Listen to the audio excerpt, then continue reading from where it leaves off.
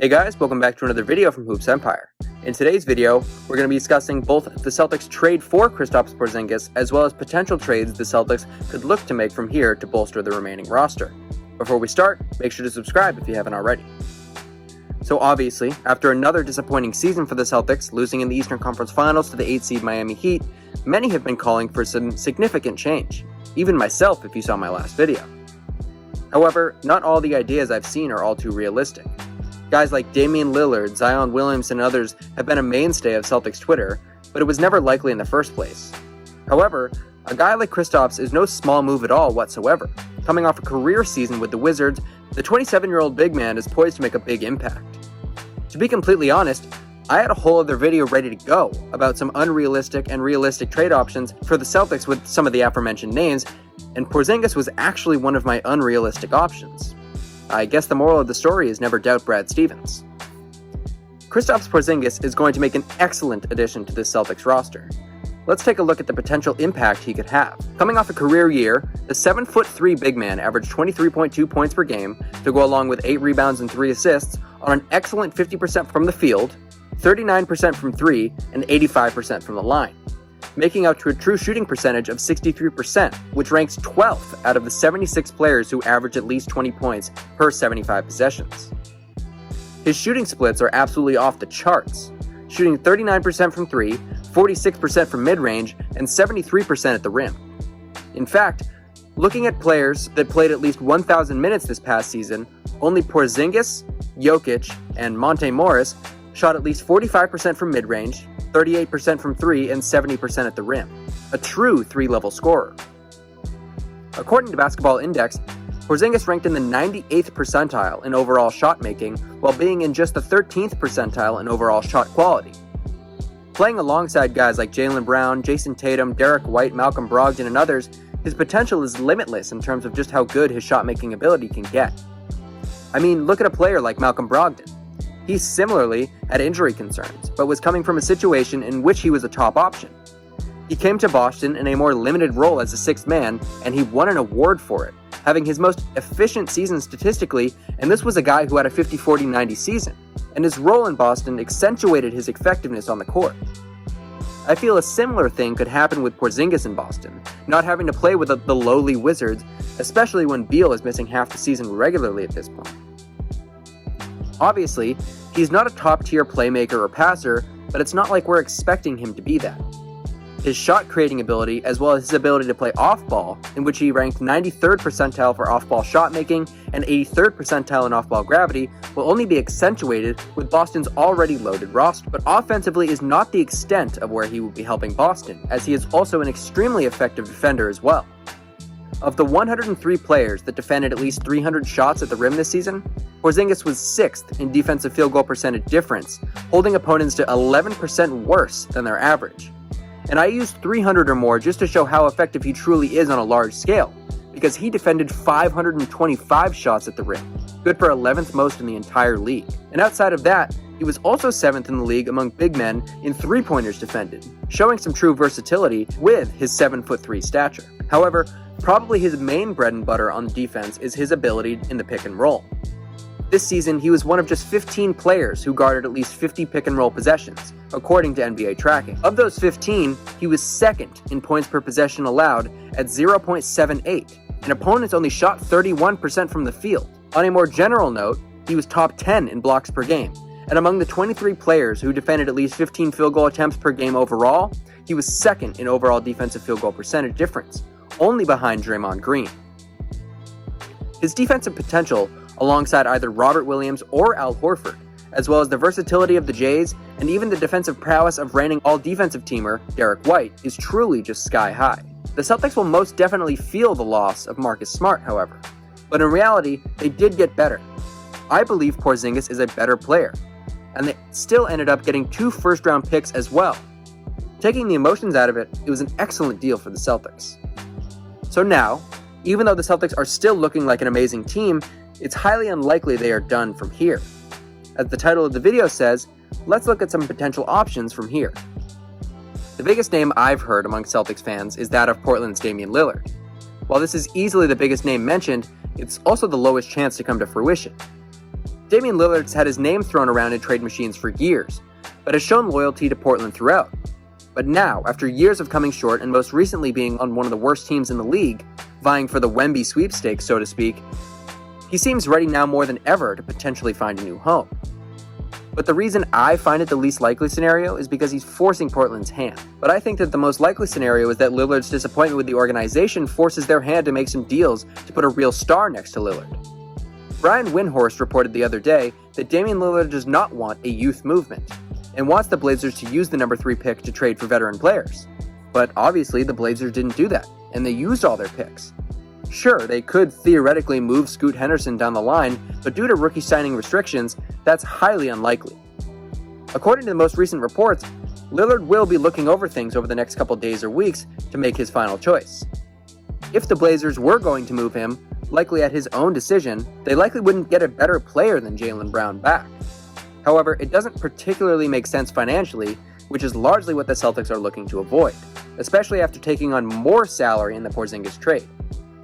Lillard is making $94 million over the next 2 years, and Brown, even with that Supermax extension coming into play the season after next, his cap mark for the next 2 years only adds up to about $80 million. Now, let's look at some potentially more realistic ideas. One credible report was from Kevin O'Connor of The Ringer, in which he reported the Celtics have been in discussions with the Atlanta Hawks. There haven't been any specific names involved, but the mainstay of Celtics rumors this offseason is that they are looking to create a more balanced squad. They were able to do this in part with trading Marcus Smart for a big in Kristaps Porzingis, but now the Celtics have some questions of their own to answer at the guard and forward spots.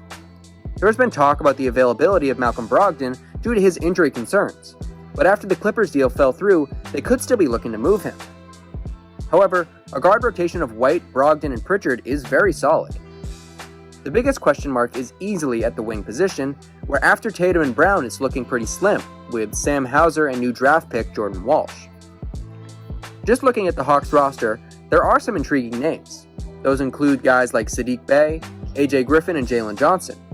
This is based on the notion that it's pretty unlikely the Celtics make a move for a bigger name like DeJounte Murray, Clint Capella, or John Collins. The only thing with those 3 names mentioned before is that their contracts barely combine to hit even $10 million for this upcoming season.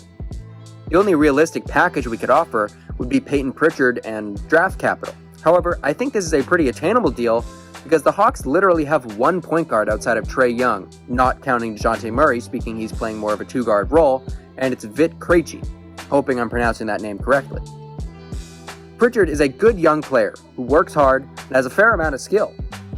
On most other teams, he wouldn't be stacking DNPs like he is in Boston, even though that might not be the case this upcoming season. The Hawks could legitimately make Pritchard a core rotation piece as a backup point, and I feel he'd thrive. Any of those 3 aforementioned names could really help bolster Boston's forward depth. Obviously, Tatum and Brown will be making up the majority of those minutes anyways, but the depth is going to be important. Other than that, I feel the only feasible option would be adding through free agency. If the Celtics choose not to bring back Grant Williams, which seems increasingly unlikely due to recent reports after adding another big in Porzingis, they will still have access to their taxpayer mid-level exception, which they would not have had if they surpassed that second apron. Thankfully, the cap projections did increase based on previous projections by about $3 million.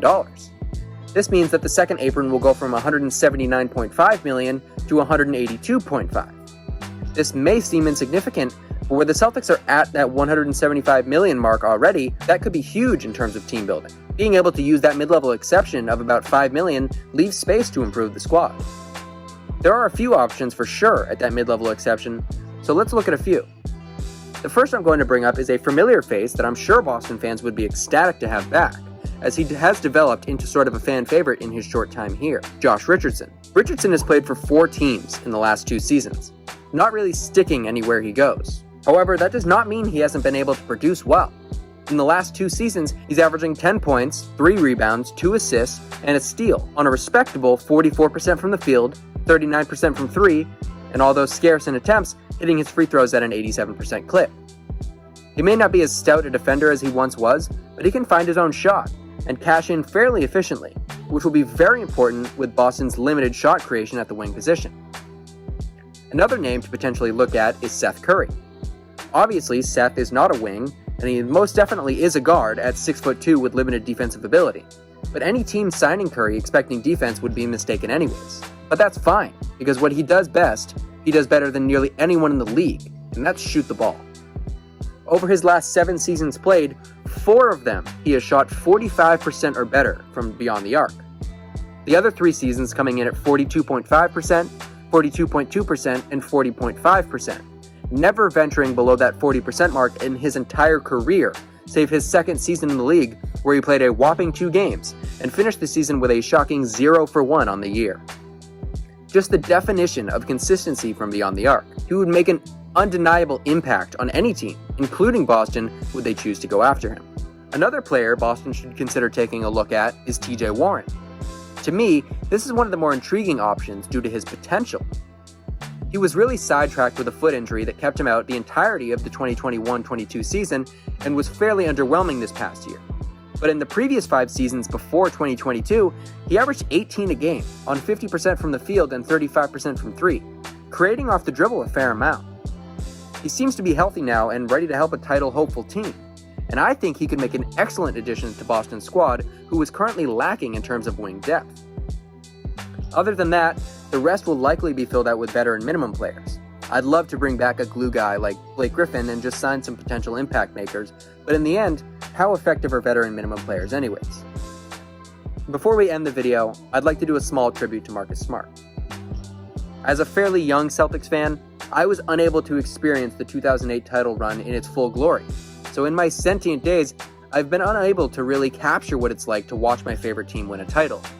In fact, the first draft I truly remember, and the year I really started following basketball, was in 2014. Not coincidentally, the year that the Boston Celtics drafted Marcus Smart with the 6th overall pick. From then on, I became a die-hard Celtics fan, despite the team's lowly standing at the time. The Avery Bradley, Kelly Olynyk, Jay Crowder, IT, and Marcus Smart Celtics weren't great at the start, but they sure were fun to watch.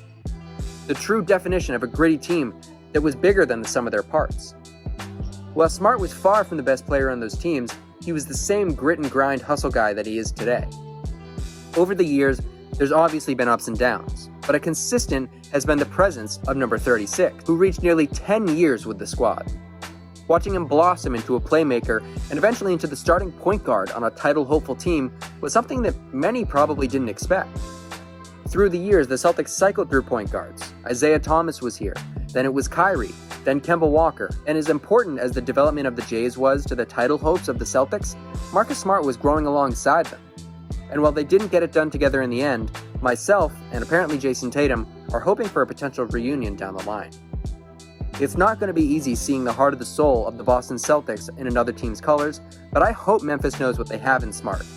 He's a guy that's going to give his all, night in and night out. It might make you upset at times, but it'll make you happy most of the time. But one thing to never doubt is how much that guy will give to any team he plays for. So that'll do it for today's video. Make sure to like the video if you enjoyed, subscribe if you haven't already, and most importantly, have a good one.